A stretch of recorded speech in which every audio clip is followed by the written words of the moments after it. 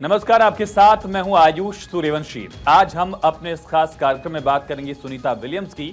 माना जा रहा है कि आज से 4 दिन बाद यानी 19 मार्च के बाद कभी भी स्पेस से धरती पर वापसी कर सकती हैं सुनीता विलियम्स। बता दें कि लंबे इंतजार के बाद इलॉन मस्क की स्पेस एजेंसी स्पेस एक्स का रॉकेट फॉल्कन 9 भारतीय समय के अनुसार सुबह करीब 4:30 बजे लॉन्च कर दिया गया। अमेरिकी अंतरिक्ष एजेंसी नासा ने फ्लोरिडा के केनेडी स्पेस सेंटर से इसे लॉन्च किया। इसमें क्रू ड्रैगन कैप्सूल से जुड़ी 4 सदस्यीय टीम अंतर्राष्ट्रीय अंतरिक्ष स्टेशन के लिए रवाना हो गई है। इस मिशन को क्रू 10 नाम दिया गया है। सुनीता विलियम्स और उनके साथी बुच विल्मर जून 2024 में आईएसएस यानी कि इंटरनेशनल स्पेस स्टेशन गए थे। उनके स्पेस क्राफ्ट में तकनीकी खराबी आ गई थी, जिसकी वजह से उनकी वापसी तय समय पर नहीं हो पाई। इसके बाद से सुनीता विलियम्स और बुच विल्मर करीब 9 महीने से ही आईएसएस पर इंटरनेशनल स्पेस स्टेशन पर फंसे हैं। चलिए अब आपको सबसे पहले बता देते हैं कि जून 2024 में जब सुनीता विलियम्स स्पेस स्टेशन गई थी तब वहां क्या हुआ। दरअसल स्टार लाइनर में स्पेसक्राफ्ट में अंतरिक्ष में खराबी आ गई। स्पेसक्राफ्ट को दिशा देने वाले 5 थ्रस्टर्स बंद हो गए थे। स्पेसक्राफ्ट में खराबी आने पर सुनीता विलियम्स फंस गई और सुनीता विलियम्स 9 महीने से स्पेस स्टेशन में ही हैं। बुच विल्मर भी सुनीता विलियम्स के साथ गए थे। सिर्फ 8 दिन के मिशन पर अंतरिक्ष गए थे। दोनों को वापस लाने की कई कोशिशें नाकाम हो रही हैं। जून 2024 में इंटरनेशनल स्पेस स्टेशन गई थी सुनीता विलियम्स और सुनीता विलियम्स को वापस लाने का मिशन धरती पर लाने के लिए फॉल्कन 9 रॉकेट रवाना हो चुका है। सुबह 4:30 बजे फॉल्कन 9 रॉकेट ने उड़ान भरी। मिशन को नाम दिया गया है क्रू 10। 19 मार्च को अंतरिक्ष से वापस लौटने वाली हैं सुनीता विलियम्स। सुनीता विलियम्स के साथ बुच विल्मर भी वापस आएंगे और वापस लाने के लिए मिशन में 4 लोगों की टीम है। क्रू 10 में नासा की एनी मैकक्लेन और Nicole Ayers, Takuya Onishi, cosmonaut Kirill Peskov भी टीम में शामिल हैं। तो सुनीता विलियम्स के साथ बुच विल्मर भी वापसी उनकी होगी 19 मार्च की तारीख बताई जा रही है। हालांकि लगातार एक रेगुलर इंटरवल अगर देखा जाए ये पोस्टपोन होता रहा है। दोनों ही एस्ट्रोनॉट्स की वापसी का जो टाइम रहा, फिलहाल स्पेस एक्स से फॉल्कन 9 रॉकेट जो है स्पेस एक्स का उससे लॉन्च किया गया। सुबह 4:30 बजे इसने उड़ान भरी। मिशन को नाम दिया गया क्रू 10। और इसी पर चर्चा के लिए हमारे साथ 3 खास मेहमान जुड़ चुके हैं। बीके त्यागी जी वैज्ञानिक, प्रोफेसर राजेंद्र यादव वैज्ञानिक, डॉक्टर सुशील कुमार जी वैज्ञानिक। आप तीनों का बहुत स्वागत है। बीके त्यागी जी, पहला सवाल आपसे ही है कि आखिर लगातार वापसी दोनों एस्ट्रोनॉट्स की टलती क्यों रही और 19 तारीख की जो एक डेडलाइन तय की गई है, वक्त तय किया गया, इससे कितनी उम्मीदें हैं?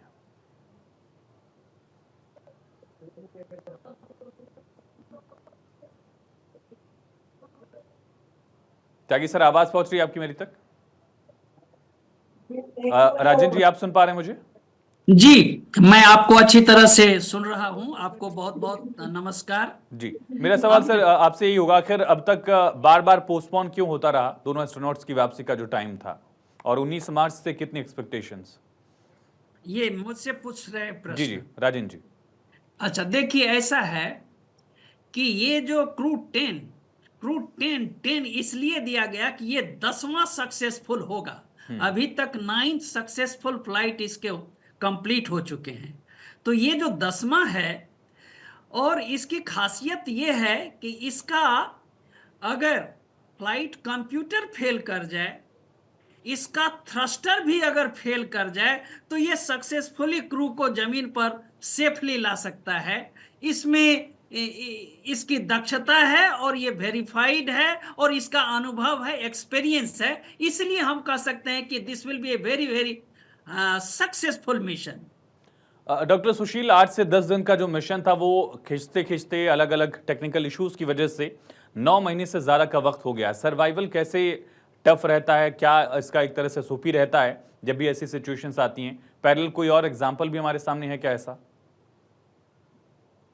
देखिए, ये तो वास्तव में 7 से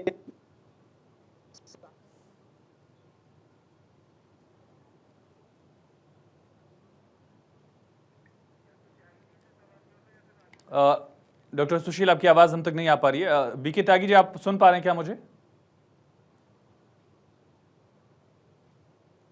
ये मुझे भी आपकी आवाज नहीं आ रही है। थोड़ा सा वॉल्यूम शायद आपके एंड पे कुछ प्रॉब्लम है, उसको ठीक कराइए। ये आवाज नहीं आ रही है मैं मुझे इसे आप। दुरुस्त कराता हूं सर, जो भी टेक्निकल ग्लिच है।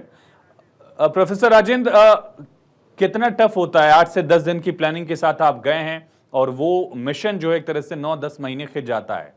मोटिव्स? सर एक्चुअली सच हाँ। पूछिए तो मैं बहुत सारे प्रोजेक्ट किया हूँ हम्म। और सैटेलाइट से रिलेटेड, खास करके सैटेलाइट कम्युनिकेशंस का। हमको जितना आदमी पर भरोसा नहीं है, उससे ज्यादा सिस्टम पर भरोसा है। हम्म। और इसीलिए इवन जो मून मिशन था, सब कोई कहते थे कि क्या होगा नहीं, but I was very much confident, क्योंकि सिस्टम आपको धोखा नहीं देता। आपकी गलती के कारण जो है मिशन असफल होता है। आप कहीं ना कहीं गलती करते हैं, उसी का परिणाम हमको भुगतना पड़ता है। But if you are absolutely right, if you tune your system properly, system will never drag you. It will always help you. So I am very much confident. Moreover, जो एक्सपीरियंस है इस एक्स का, crew x का, crew 10 का, वो बहुत ही उम्दा है। ये हाईली सक्सेसफुल मिशन है और इसकी खासियत ये है कि इवन फ्लाइट कंप्यूटर्स भी फेल कर जाए, इसका थ्रस्टर, कुछ थ्रस्टर भी फेल कर जाए, फिर भी it is able to bring the astronauts back on the earth safely. So this is the beauty of this. BK so Tyagi that's ji, what basically ji we ji. Are very much confident. BK Tyagi ji, आप सुन पा रहे हैं क्या मुझे? ये आवाज? आपकी आवाज नहीं आ रही है। आपका जो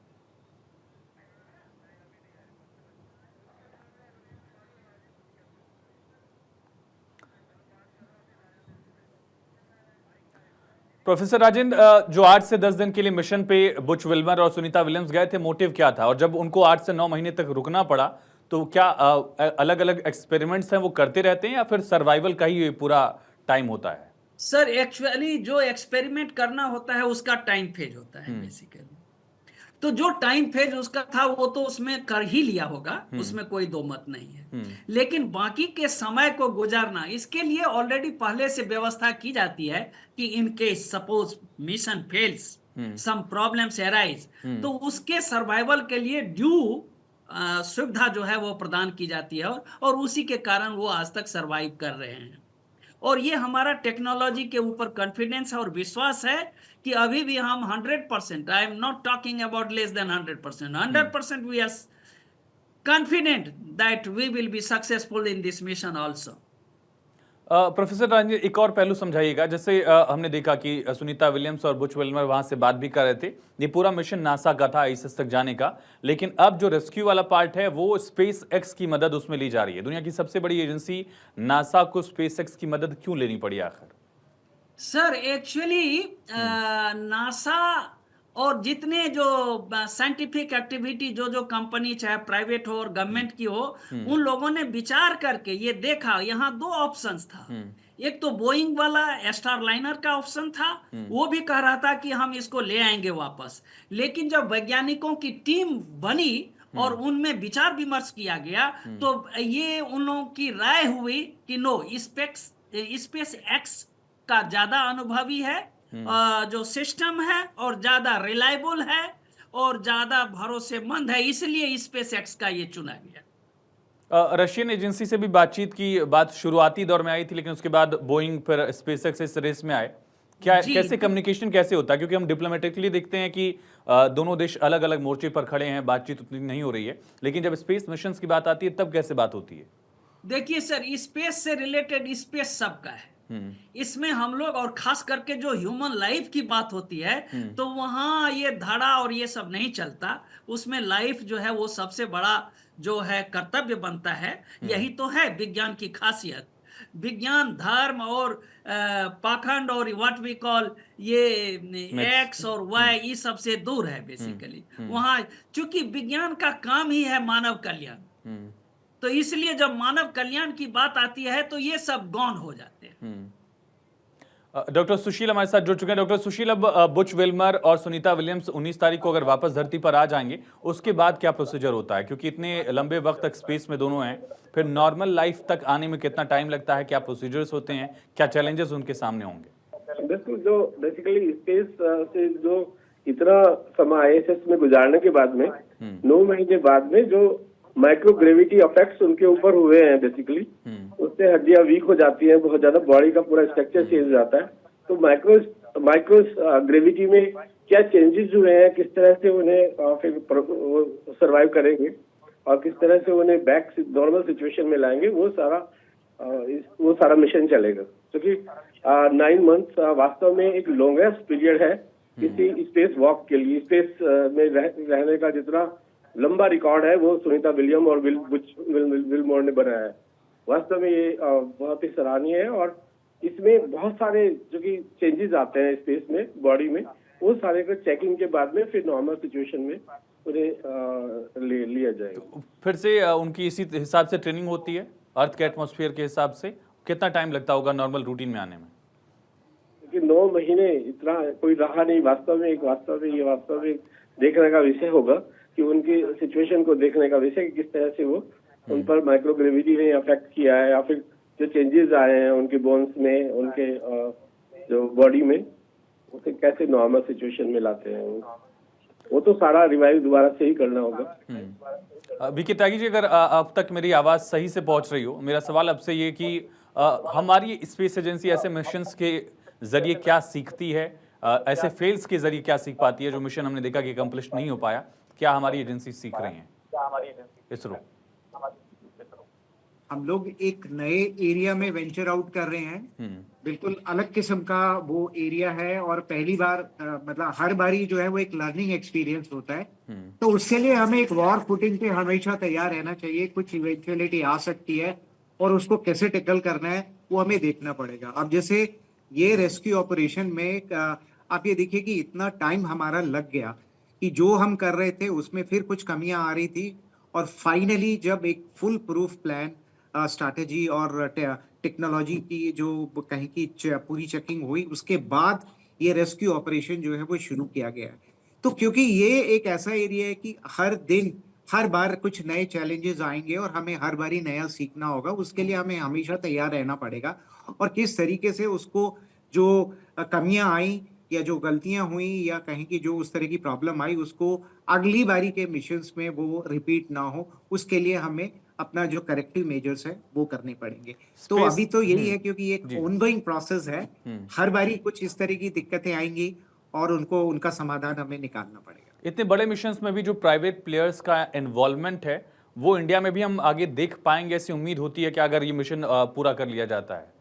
बिल्कुल बिल्कुल, क्योंकि हमारे इसरो में भी ऑलरेडी अगर आप देखें चंद्रयान मिशन में कुछ प्राइवेट पार्टनर्स थे जिन लोगों ने कुछ एक पर्टिकुलर एरिया पे काम करके उसको इसरो को दिया था।